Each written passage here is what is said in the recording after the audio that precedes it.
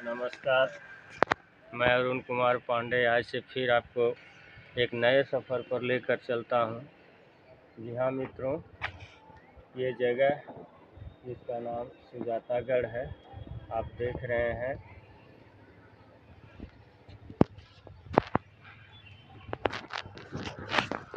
इस जगह को आप गौर से देखिए।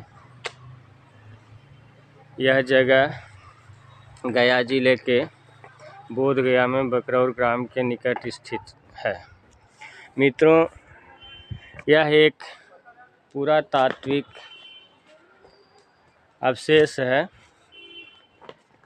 जब मैं पढ़ाई में था, 9वीं क्लास में पढ़ता था, उस वक्त पुरातत्व विभाग ने बोध गया परिक्षेत्र में 3 जगहों को चयनित किया था, जिसमें एक यह सुजातागढ़, दूसरा खजवती का गढ़ और तीसरा बोध गया का कालचक्र मैदान शामिल है। जिसमें से यहाँ पर खुदाई के दौरान यह सुजातागढ़ का किला निकला और कुछ अंश तक खजवती में आदि में भी खुदाई होने के बाद कुछ मूर्तियाँ आदि मिली और वहाँ भी बहुत सा पुरातत्व विभाग का सर्वेक्षण अभी खुदाई के लिए बाकी है। कालचक्र मैदान बोध गया में भी अभी तक खुदाई नहीं हुई, वहाँ भी कुछ अवशेष क्या निकलेंगे ये तो वक्त ही बताएगा। आप यहाँ पर देख सकते हैं, यह सुजातागढ़ का किला जो मैं चारों तरफ से परिभ्रमण करके आपको दिखाऊंगा। और पुरातत्व विभाग के साथ साथ यह अंतर्राष्ट्रीय पर्यटन स्थल है, अतः आज के यह आकर्षण का भी विशेष केंद्र बन चुका है।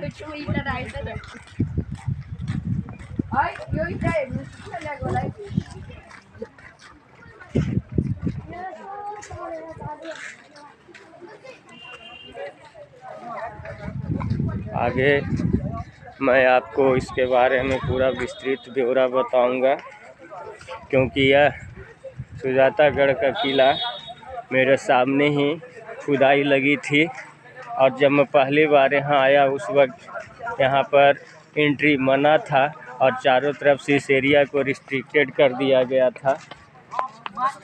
आप साइड में भी देखें, इसके अवशेष जहाँ के तहाँ अभी तक पूर्ववत हैं। संभवतः इसे देखकर ऐसा प्रतीत होता है जैसे कालांतर में ये कोई शौचालय, स्नान आदि का जगह रहा हो या कोई अन्य चीज़ें रही हो।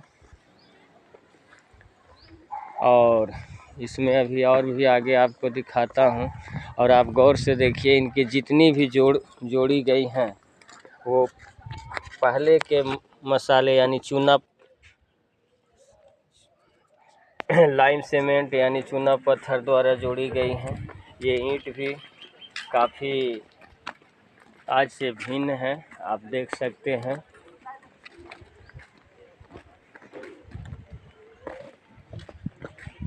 और अब हम इसके चारों तरफ परिभ्रमण करते हुए देख रहे हैं।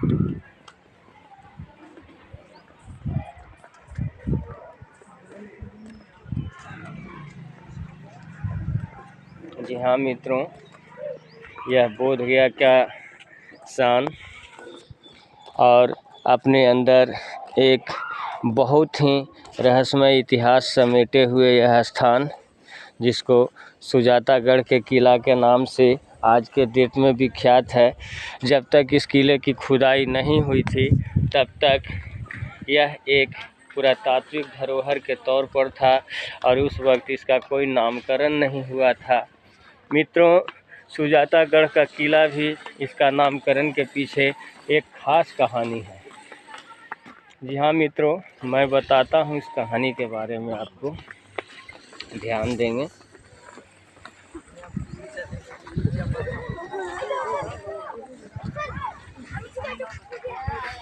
मित्रों, इसकी कहानी है कि जिस ग्राम में ये किला अभी निकला है, यहाँ से थोड़ी ही दूर पर सुजाता मंदिर भी है और वहीं पर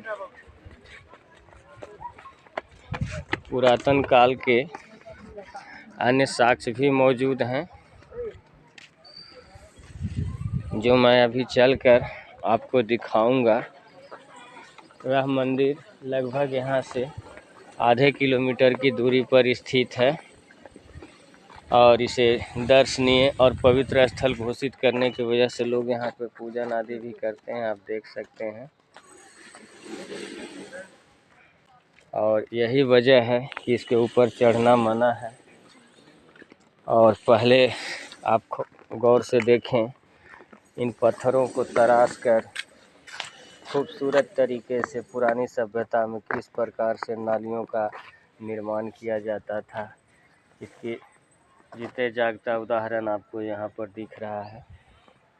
और इसके बारे में मैं आपको जानकारी दे दूं, सुजाता जो कि एक यादव परिवार से ऐसा कथाओं में मिलता है कि एक यादव परिवार की स्त्री थी जिनका धर्म में बहुत काफ़ी श्रद्धा रही।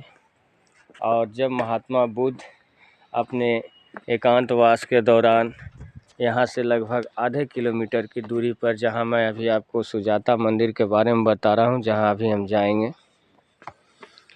वहाँ पे जब वो तपस्यारत थे तो उस सुजाता नाम की स्त्री ने उन्हें बड़े ही प्रेम और श्रद्धा से नई चावल का और गाय के दूध का खीर बनाया था और उस खीर को भगवान बुद्ध को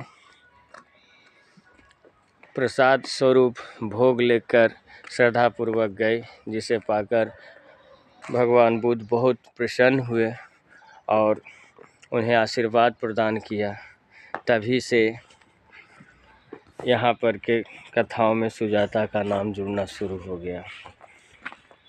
अब इतिहास के पन्नों में दफन इन बातों का कहीं कोई ठोस प्रमाण तो नहीं मिलता, लेकिन लोग धारणा, अवशेष और कथाओं के आधार पर ये निर्णय निकालते हैं कि संभवतः कभी कालांतर में ये जगह सुजाता का किला रहा होगा, या उस समय यहाँ पर वैसे कोई वंश का शासन काल रहा होगा। क्योंकि जैसा मैंने आपको पहले बताया कि किले की बात, तो एकमात्र यही नहीं बल्कि अन्य भी 2-3 पुरावशेष हैं जिनके बारे में मैंने अभी आपको बताया। तो मित्रों, अब इस दृश्य के देखने के साथ साथ चलते हैं और दर्शन करते हैं सुजाता मंदिर के।